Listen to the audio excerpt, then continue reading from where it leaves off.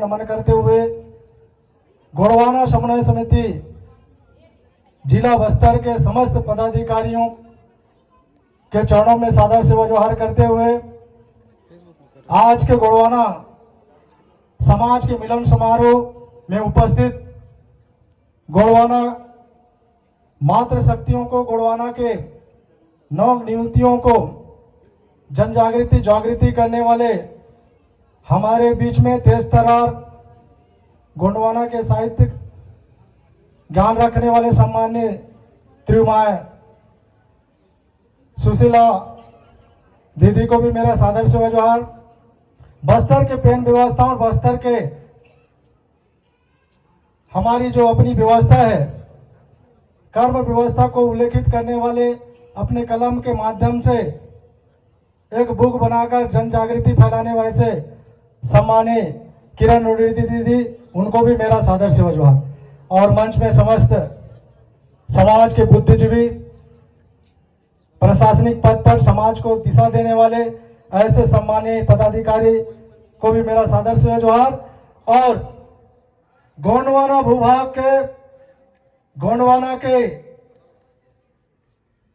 मातृशक्ति के रूप में गोंडवाना के राजकुमार राजकुमारियां, आप सबको भी मेरा सादर जोहार। समय का अभाव है, मुझे अच्छा लगा कि आप लोगों ने समाज के जो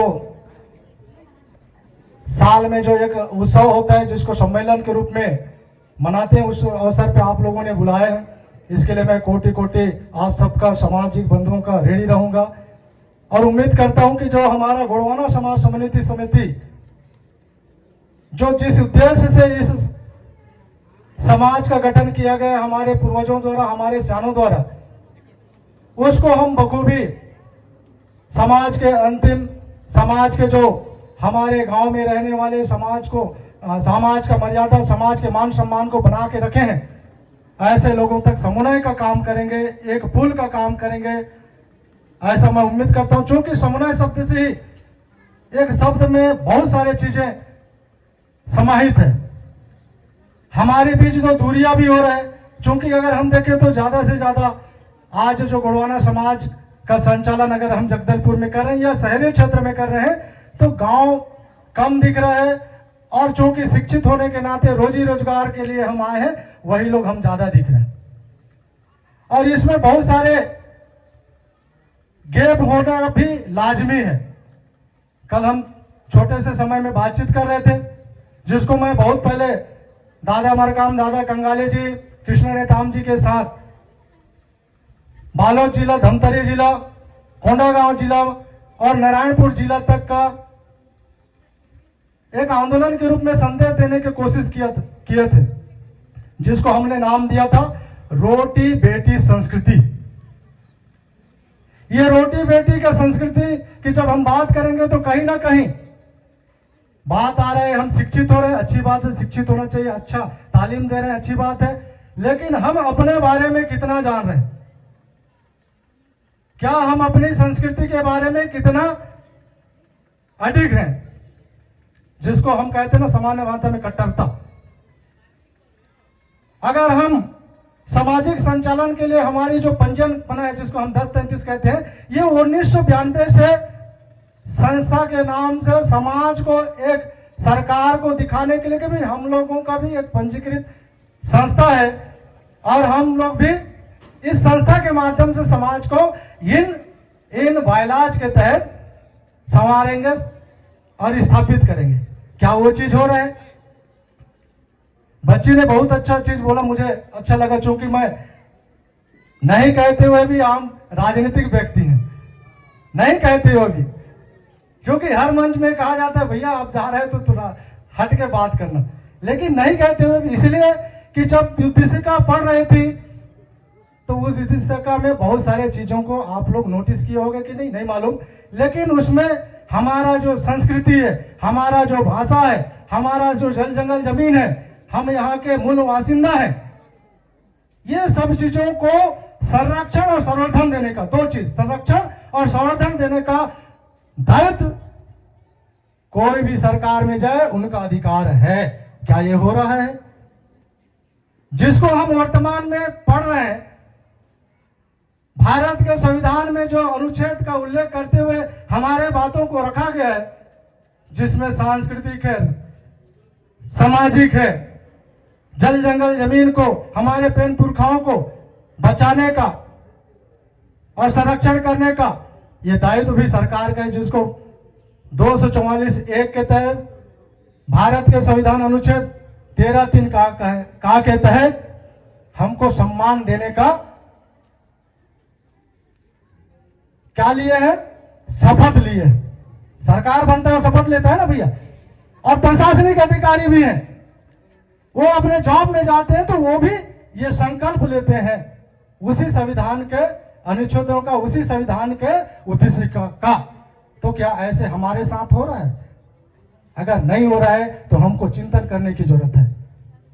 मुझे कभी कभी दुख भी लगता है और कभी कभी अच्छा लगता है कि हम जैसे युवाओं को एक नया इतिहास और एक नया इतिहास बनाने का अवसर शायद प्रकृति ने, शायद हमारे पूर्व पुरखों ने हमारे लिए रखा है। इसलिए हम सबसे ज्यादा से ज्यादा अनुच्छेद 13(3) की बात कर रहे हैं। तो आज का नया पीढ़ी है, आज का नया जनरेशन, भले उसको परिभाषित और भले उसको जीवन नहीं जी रहा है, व्यवहार में नहीं ला रहा है, लेकिन बोल तो रहा है ना।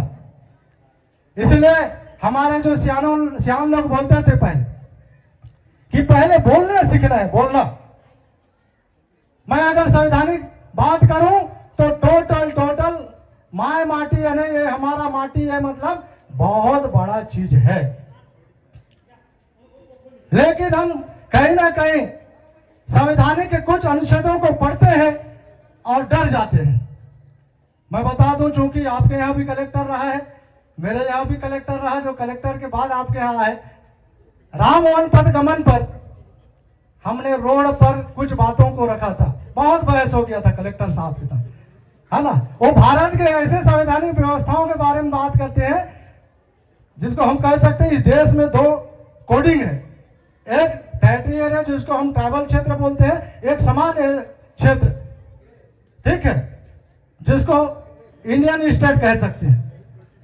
तो ये चीजों की जानकारी हमारे पास क्यों नहीं आ रही? तो कहीं ना कहीं सियानों के साथ ऊंच नीच होता है। क्योंकि मैं 92 को फिर याद दिलाऊंगा, 1992 में यह संस्था पंजीकृत हुआ। चूंकि हमको जरूरत तो नहीं है, फिर भी सरकार को दिखाना है, सरकार हमको डरा के रख रहा है आर्थिक रूप से, और कई ऐसे गतिविधियों को अपने कंट्रोल में रखने के लिए। गतिविधियों का मतलब यह है कि आज हम सबसे ज्यादा संक्रमित हुए हैं तो हम सांस्कृतिक रूप से, मैंने पहले कहा, रोटी बेटी संस्कृति, क्या हम रोटी का सुरक्षा कर रहे हैं? नहीं कर रहे हैं। रोटी से संबंधित धरती से हो सकता है, रोटी का संबंधित आपके अधिकारी होने पर रिजर्वेशन है, मेरा प्रतिनिधित्व होने आने में जिला पंचायत सदस्य हूं, तो वो क्या है, रिजर्वेशन के तहत मैं हूं।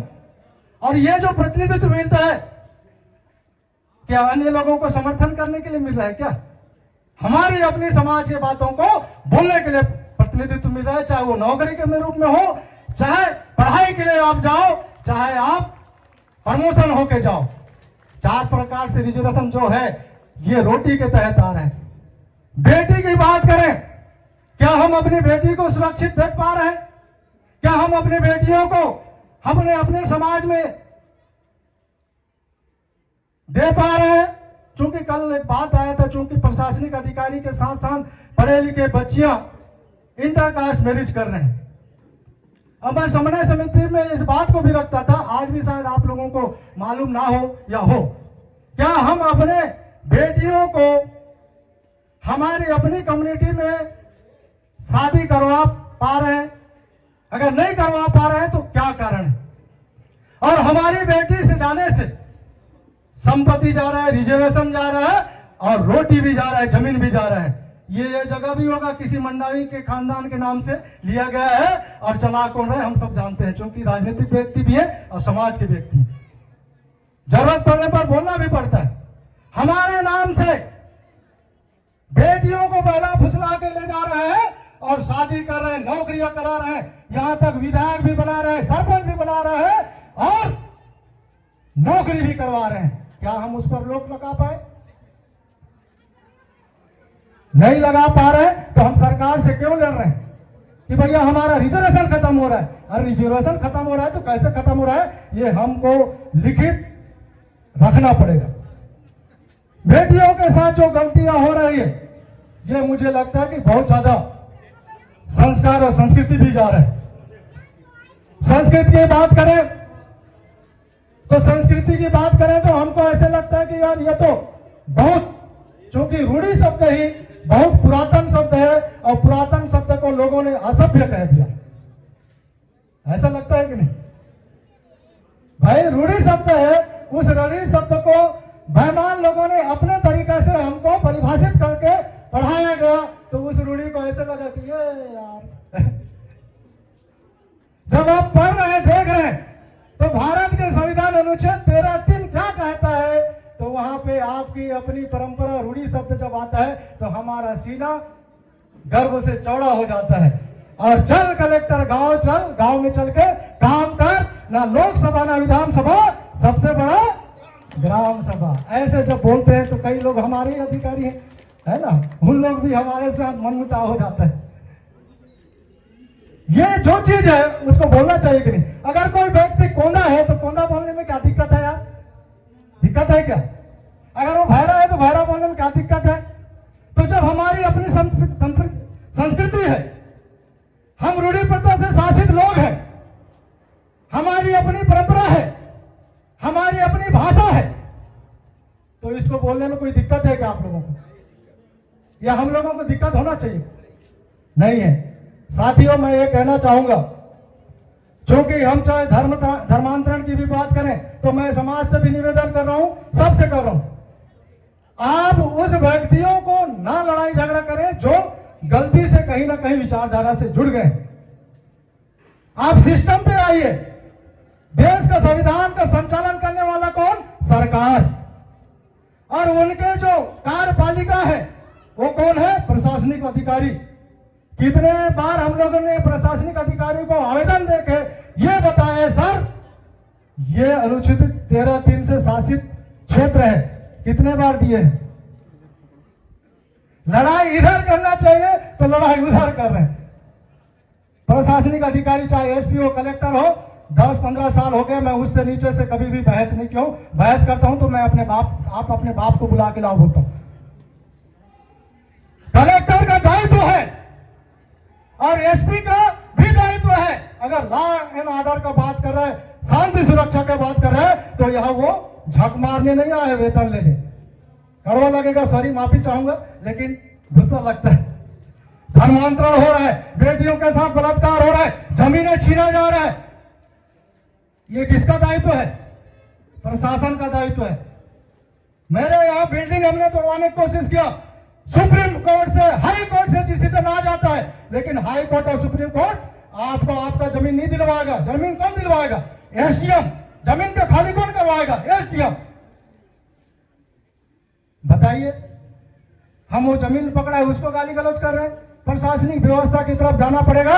अगर वो गलत है, एसपी साहब को बोलेंगे कि आप भारत के संविधान को पढ़िए। उसके बाद आप बताइए कि इस क्षेत्र में धर्मांतरण कितना जायज है और कितना नाजायज है। ऐसा हो रहा है? नहीं हो रहा है। इसलिए हमको जानना है, ये धरती है गोंडवाना। मैं कभी कभी इस चीज को बहुत बोलता हूं, ये धरती है गोंडवाना जो हमारी जान है। किसी चीज में दिल लगाओगे तो उसके लिए मरना मिटना होता है ना, है? यहां तो माए माटी बोलना ही नहीं है, वो धरिस का धरिस है ना, वो कब्जा करिस का कब्जी करिस। ये धरती को जब तक हम मातारी या उससे प्रेम नहीं करेंगे नहीं होगा। हम उत्तर प्रदेश, बिहार में देखते हैं, 1 बीघा जमीन के लिए, जमीनों के लिए आदमी मार रहा है, मर रहा है, और हम यहाँ सैकड़ों जमीनें दे रहे हैं। ये हमारा पंजीयन में होगा, ऐसे मैं समझता हूँ। बायलाज में, बायलाज से हट के बात नहीं करूंगा। ये चीज हमको जानना है, क्या ऐसा हो रहा है? तो ये धरती है गोंडवाना जो हमारी जान है। ये धरती है गोंडवाना जो हमारी जान है। सर से पगड़ी संभाल के रखना मेरे दोस्त, यही हमारा पहचान है, यही हमारा स्वाभिमान है। ये पगड़ी यूं ही ऐसे नहीं बांधा जाता। हमारे यहाँ पगड़ी कब कब बांधते हैं बताइए, कब कब बांधते हैं? जब हम मुखिया चुनते हैं, गायता बनाते हैं, पटेल बनाते हैं, और जब हम वैवाहिक जीवन में बैठते हैं दायित्व संभालने के लिए, पारिवारिक दायित्व, नव जीवन को सृजन करने के लिए, विस्तार करने के लिए, बेल विस्तार के लिए, तब पगड़ी बांधते हैं कि ऐसे में और बांधते हैं? आजकल फैशन हो गया है, कोई लगल पगड़ी बांध दे, चले भैया हो गई, नहीं है। इसका महत्व है।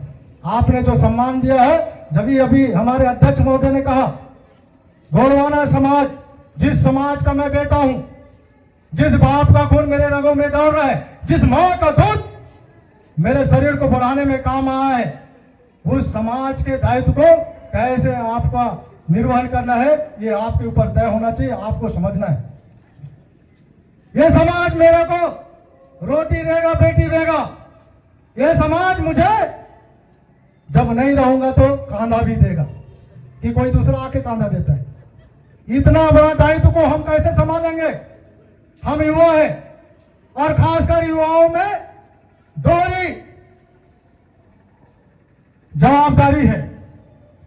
एक कंधा में वो जवाबदारी है जो हम रूढ़िवाद कर रहे हैं, वो कई सालों का व्यवस्था है, और एक कंधे में वो जवाबदारी है जो आने वाला, ये जो बच्चे हैं उनको नहीं मालूम कि हम गौड़ समाज के हैं, हमारी गोत्र व्यवस्था क्या है, हमारा टोटम व्यवस्था क्या है, ये हमारा दूसरा कंधे में जवाबदारी है। इतना बड़ा जवाबदारी का काम हम युवाओं के ऊपर है।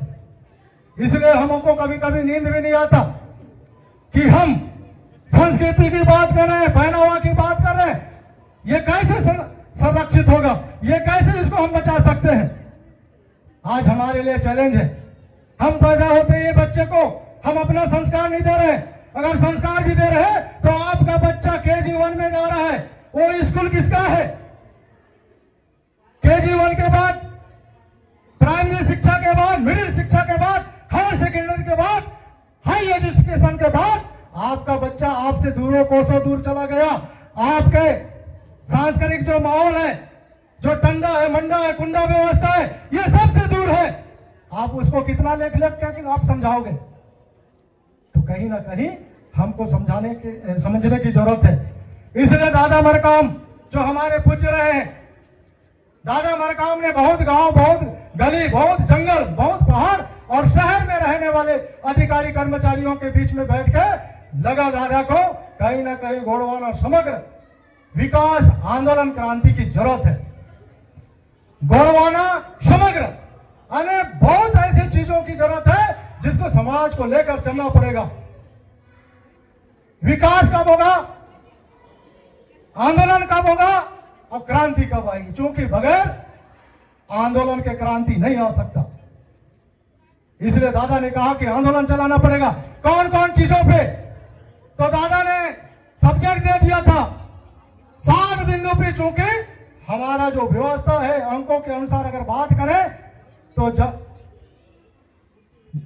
क्या बोलने से आपका मरण के बाद, शादी के बाद जो फेरे होते हैं उसमें से 7 पॉइंट पे दादा ने कहा कि लगता है इस पर काम करने की जरूरत है। पहला बिंदु था शिक्षा। क्या वर्तमान शिक्षा हमारे अनुरूप है? मैंने अभी ने कहा कि आपके बच्चे आपके कोया फिल्म को नहीं पढ़ पा रहे, आपके बच्चे आपके गोत्र व्यवस्था को नहीं पढ़ पा रहे, आपके बच्चे आपके टोटम व्यवस्था को नहीं पढ़ पा रहे, तो हम कैसे अपनी व्यवस्था को सुरक्षित रख सकते हैं? दूसरा दादाजी ने कहा स्वास्थ्य। क्योंकि स्वस्थ मस्तिष्क में, स्वस्थ शरीर में स्वस्थ मस्तिष्क रहता है। आप बता दीजिए, चूंकि मैं बच्चियों के साथ ज्यादा बैठता हूं, बच्चियों के साथ बात करते करते अगर खड़ा कर दो तो बच्चियों में बेहोशीपना आ जाता है। बच्चियों के आप चेहरा देख लीजिए, आपसे 40 साल 50 साल पीछे के बाद सियानों को देख लिए, उनका शारीरिक, उनका जो बनावट है, और आज के बच्चियों में देख लीजिए। तो ये स्वास्थ्य के प्रति हम कितना गंभीर है। शादी होने के बाद दोहरा जिंदगी बच्चियों को निभाना पड़ता है। मातृत्व के बाद उन बच्चियों को देखना, आज डिलीवरी कहां हो रहा है बताइए? ये स्वास्थ्य को हम जितना कमजोरी है, जितना उसको नेग्लेक्ट करेंगे उससे ज्यादा हम गिरते जा रहे हैं, बीमारियों में गिरते जा रहे हैं। तो स्वास्थ्य के प्रति भी सजग रहने के बाद कहा गया था। तीसरा, संस्कृति। ये संस्कृति क्या है? हमको तो भारतीय संस्कृति के बाद में पढ़ाया जाता है, तो ये संस्कृति क्या है? गर्व से कहो हम, तो ये कहां का गुणवाना समाज और गुण है? गर्व से कहो हम, सुनने दो चलेगा, गौण है इसलिए हारते हैं, ठीक है। गर्व से कहो हम, इतने लोग यहां दहाड़ोगे तो मैं कह रहा हूं ना कि भाग जाएंगे बेईमान लोग। हमारे लोग बोलते हैं, आते आते नेताम भाई बैठे हैं, एक हमारा बगल भाई है हलवा समाज से, है ना, बोल रहे दादा भाइयों को भगाना है। बोले कैसे भगाओगे यार, खुद नहीं बोल रहे हो, दहाड़ रहे हो कि मैं फलाना हूं। गर्व से कहो हम, हमारी संस्कृति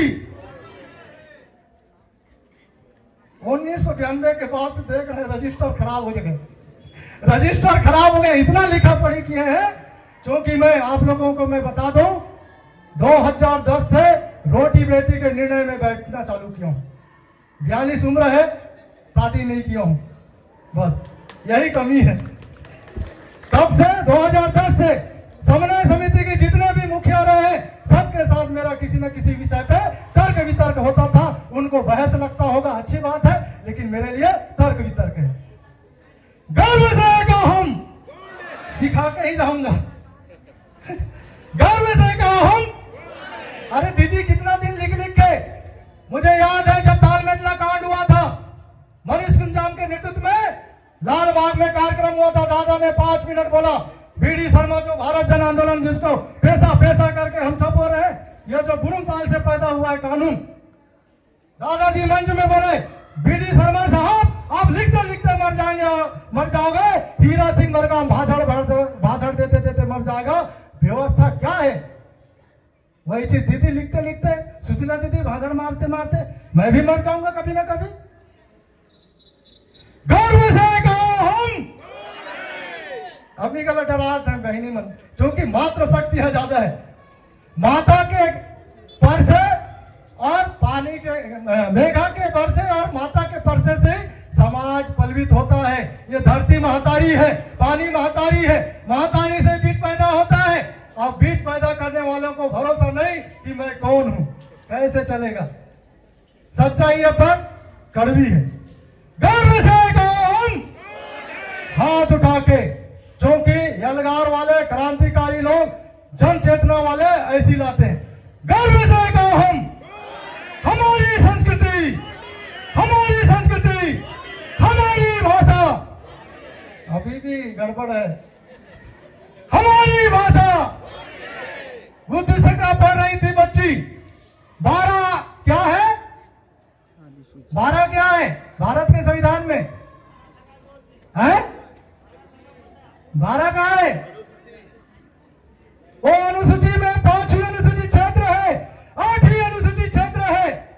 क्या 8वीं अनुसूची क्षेत्र को जानते हो आप? 8वीं अनुसूची को जानते हो आप?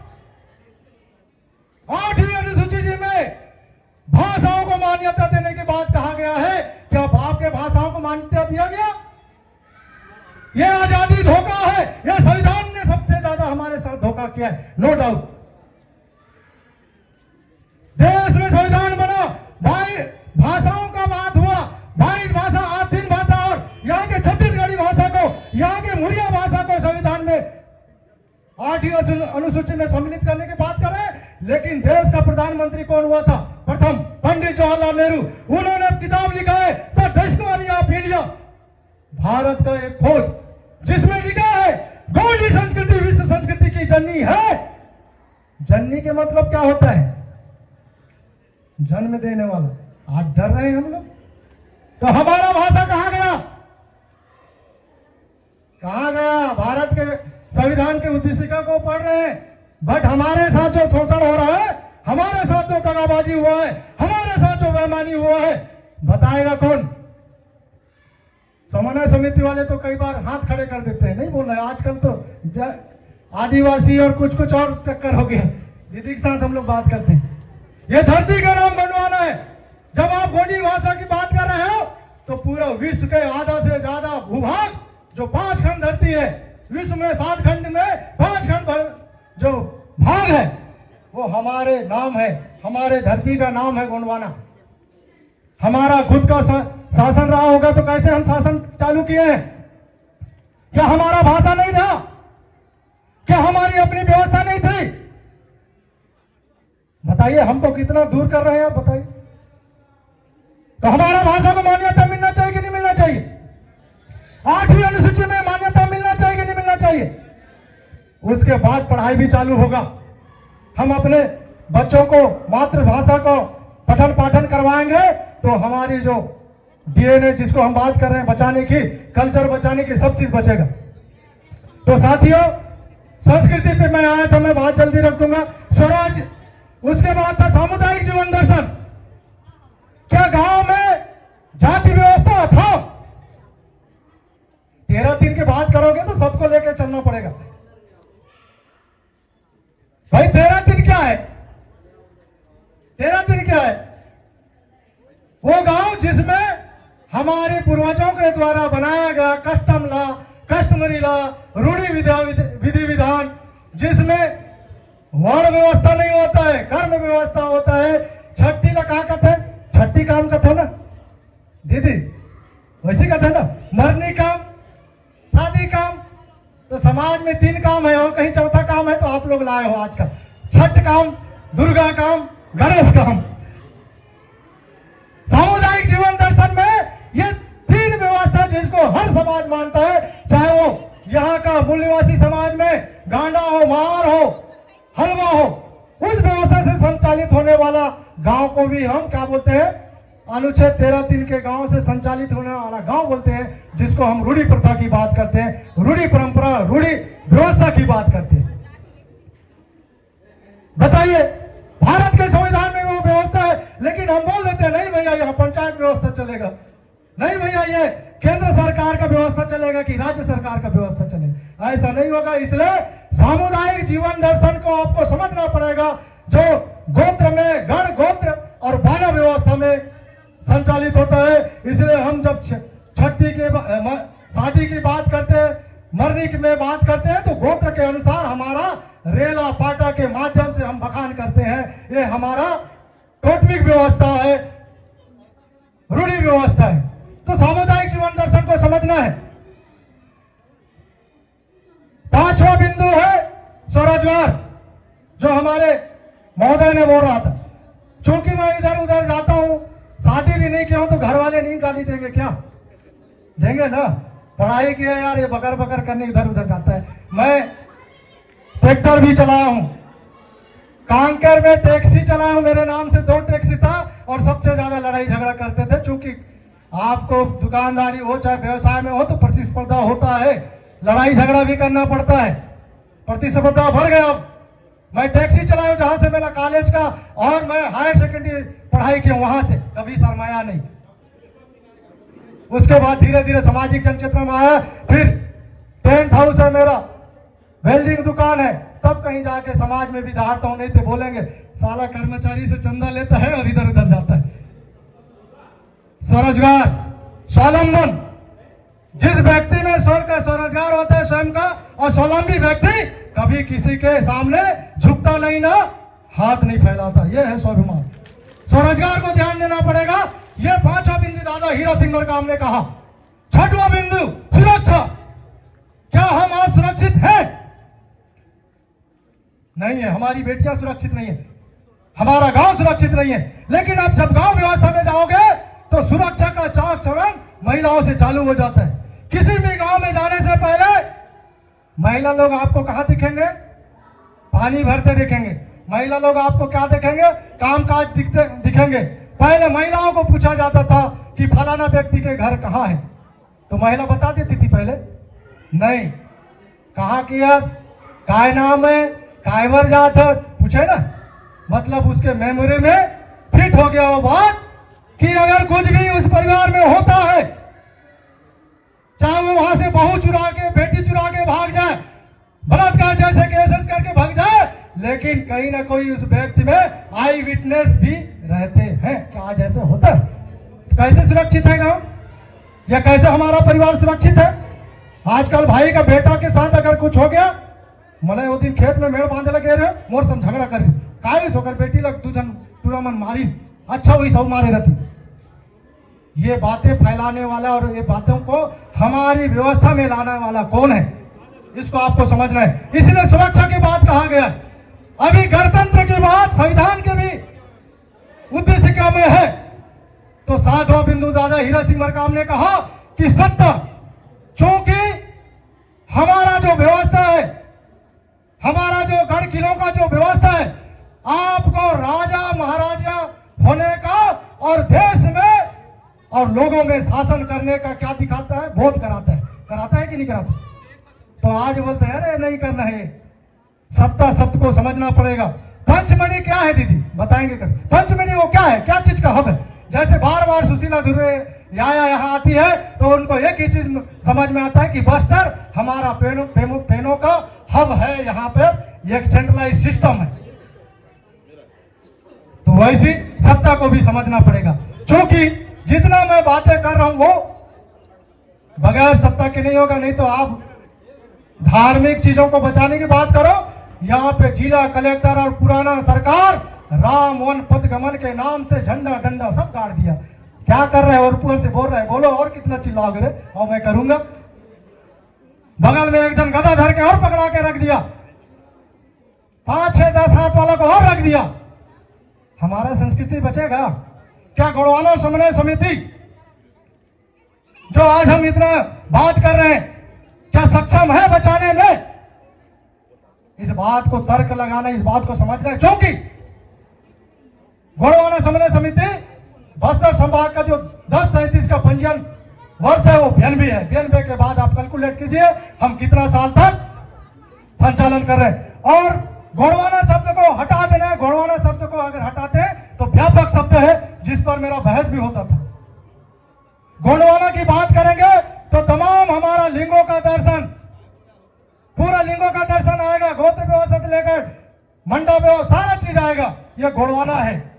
ये धरती में रहने वाले चिड़ै चिरगुन से लेकर जीवन यापन करने वाले मानव समुदाय से लेकर जिसका हम उपयोग करते हैं वो सब गोंडवाना व्यवस्था के अंतर्गत आता है। और इधर हम बात करेंगे तो गौड़ जाति मुरिया जाति अलग बना दी। तो हमारा जो गौड़ समुदाय है वो अपने आप को नहीं समझ पा रहा है, तो हम गोंडवाना व्यवस्था को कैसे समझाएंगे? तो साथियों ये सब है। और मैं तो एक चीज बिल्कुल कहूंगा कि मुझे लगता है कि रोटी बेटी संस्कृति के लिए हमको ज्यादा से ज्यादा प्रचार प्रसार करने की जरूरत है। रोटी बेटी ये हमारा संवैधानिक अधिकार भी है और ये हमारा मौलिक अधिकार भी है। और आप मत करिए, जिस कलेक्टर के साथ मेरा बहस हुआ था वो भारत के अनुच्छेद 19 की बात करता था, तो मैं कहा 19 को नहीं जानता, पैरा 5, 6 को जानता हूं जो विशेष कानून हमारे लिए प्रदान करता है। पैरा 5, 6 में हम अपने क्षेत्र में किसी भी प्रकार के धार्मिक आयोजन अगर गैर लोग करते हैं वो वर्जित है। 5वीं अनुसूची की बात करेंगे तो वर्जित क्षेत्र और अति वांछित क्षेत्र लिखाया हुआ है। ये 5वीं अनुसूची में है। और ये 5वीं अनुसूची में हर कोई, यहाँ नंगे लोग भी चलते जा रहे हैं, मांदरी से हम उनका स्वागत कर रहे हैं।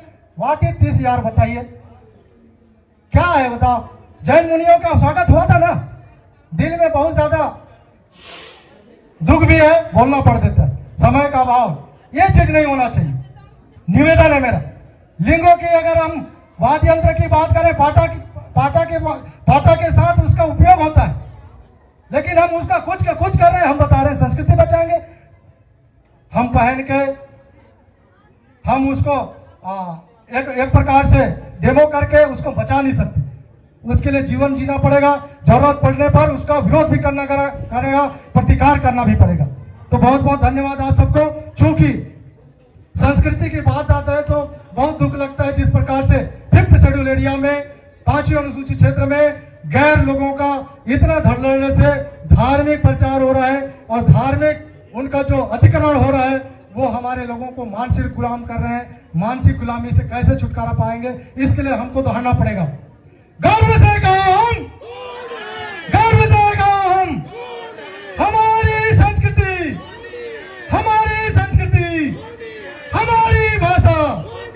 पुनः आप सबके चरणों का दर्शन हुआ, आप सबसे बात करने का अवसर मिला, इसके लिए पुनः गुणवाना समन्वय समिति